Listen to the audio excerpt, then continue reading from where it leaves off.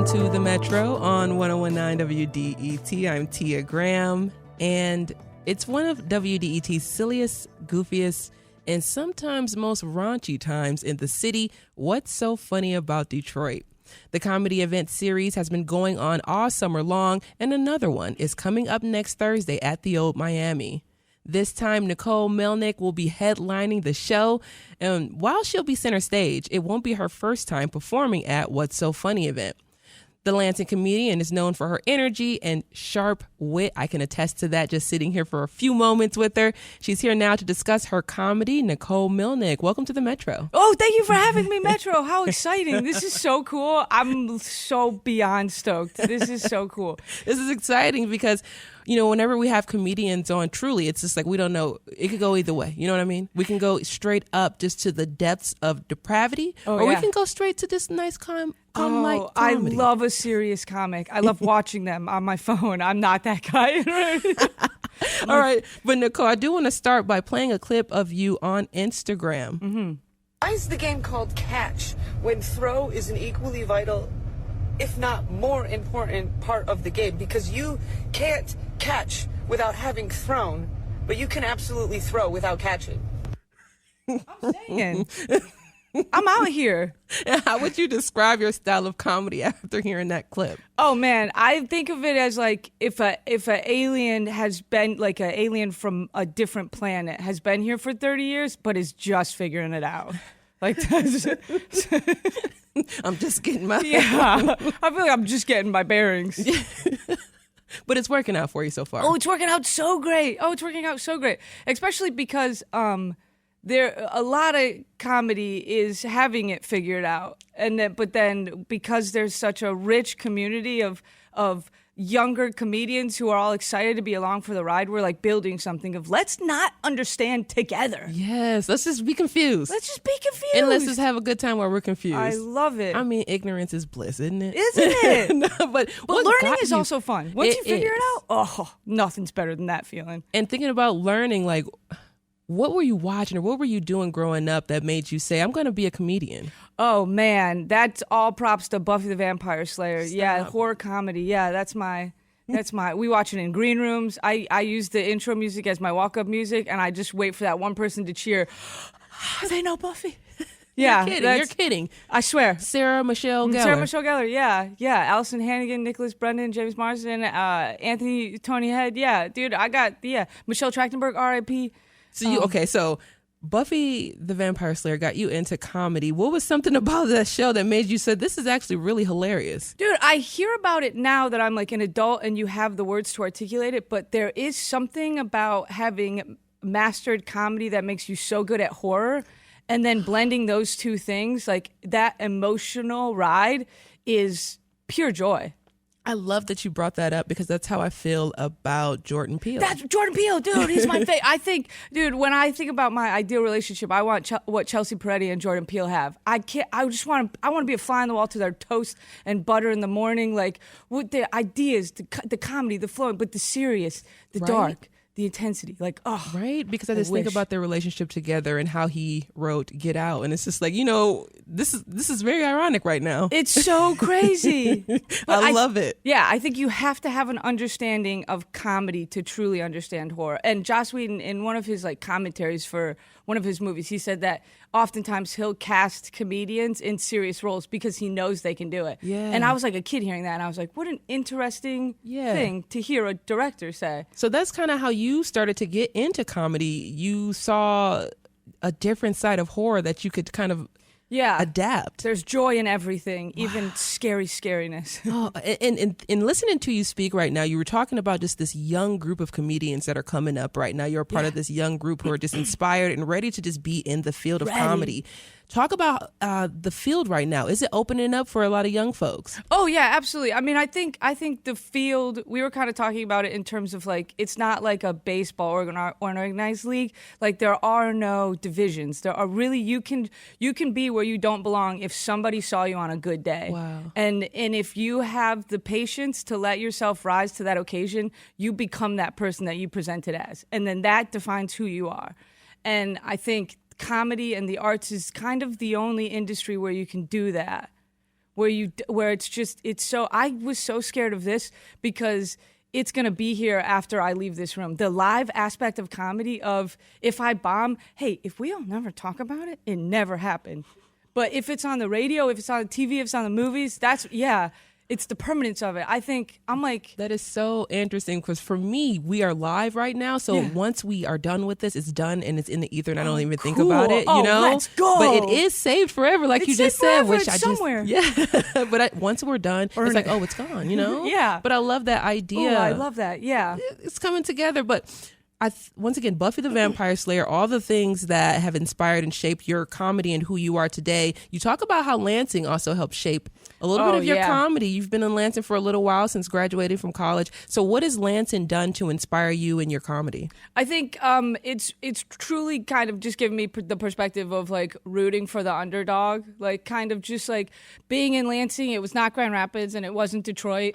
But I was doing good. I was making, so there was something about Lansing that was working for me. Yeah. And so I think Lansing taught me to find the ability or find the place where you need to be. Yeah. Don't worry about where you are. Yep. Go to where you got to be.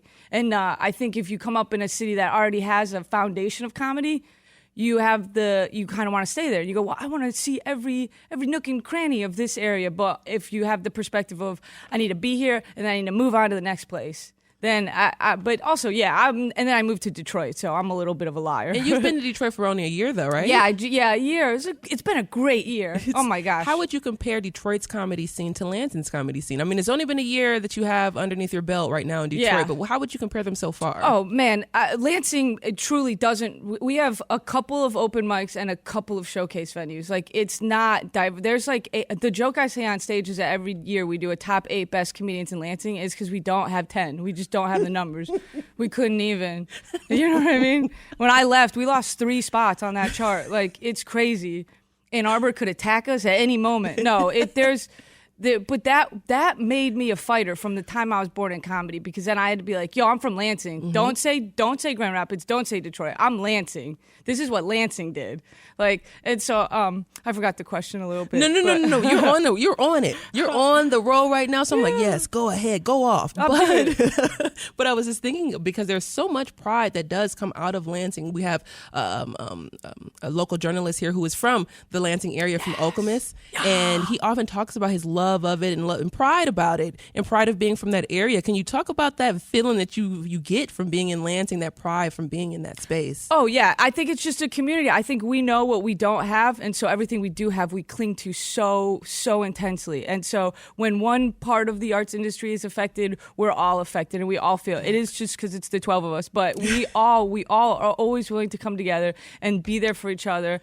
And yeah, it's a community. It's like how I came up on comedy, so I think that's how comedy's done.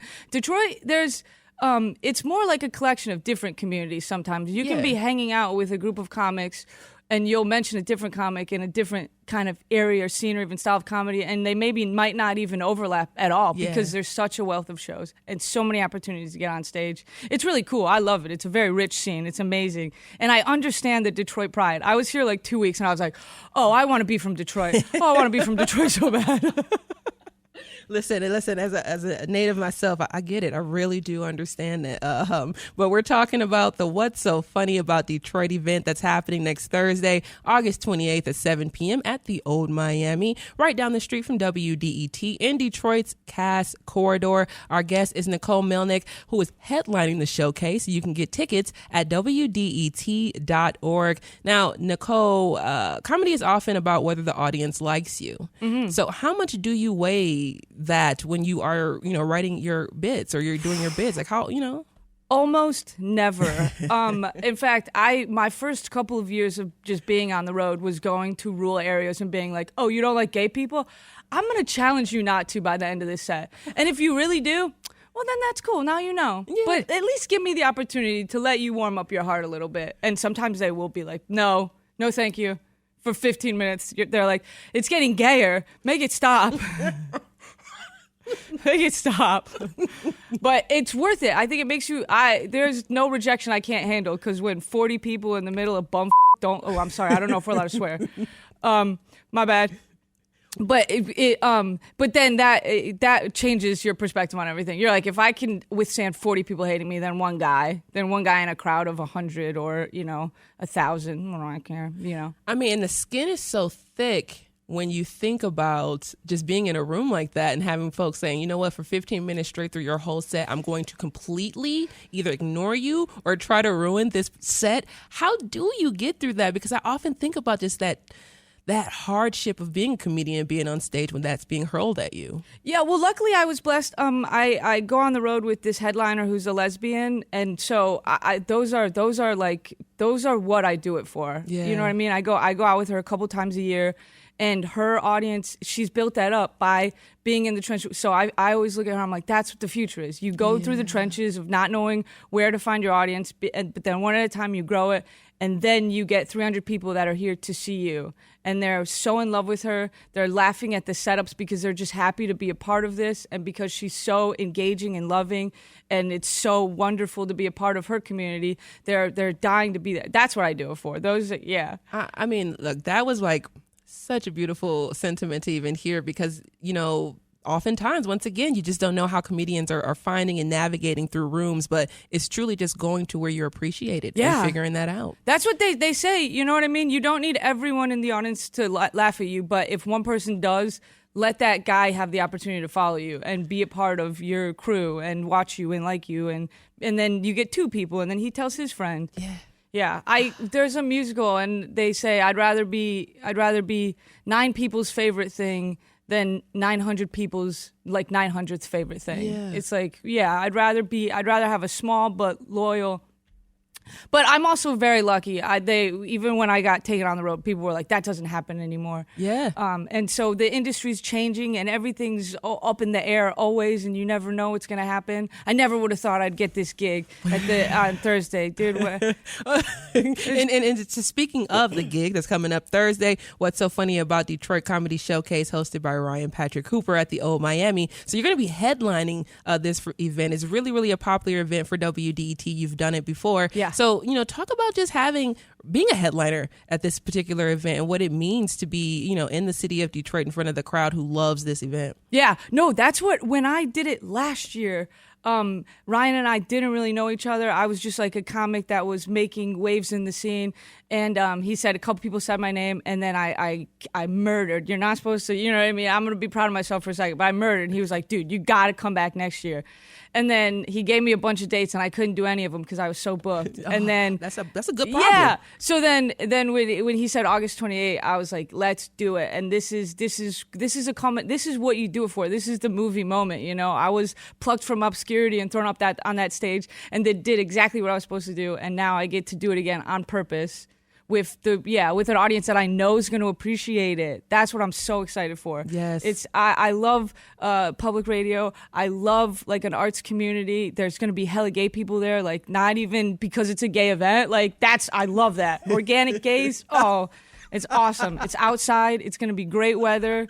I'm so sorry, Nicole. I'm still in that. Oh my goodness. So that was great. And will your set be different next week than your normal sets would be? So are you going to try to switch it up for NPR audience, or are you going to just come as Nicole? A lot of me is coming as Nicole. I tried to write a clean set because I wanted to do cruises because I know there's money there.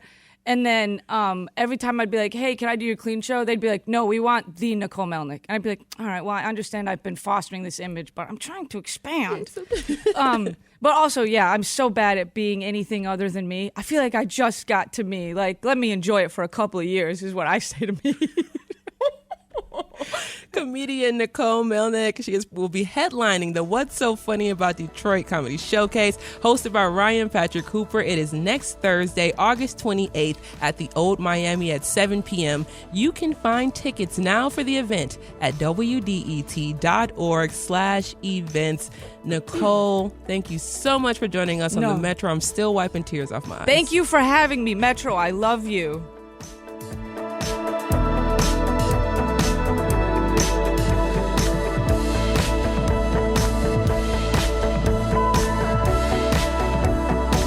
Coming up, we'll revisit a conversation with comedian Sam Talent and learn why he finds the awkwardness of humans so funny.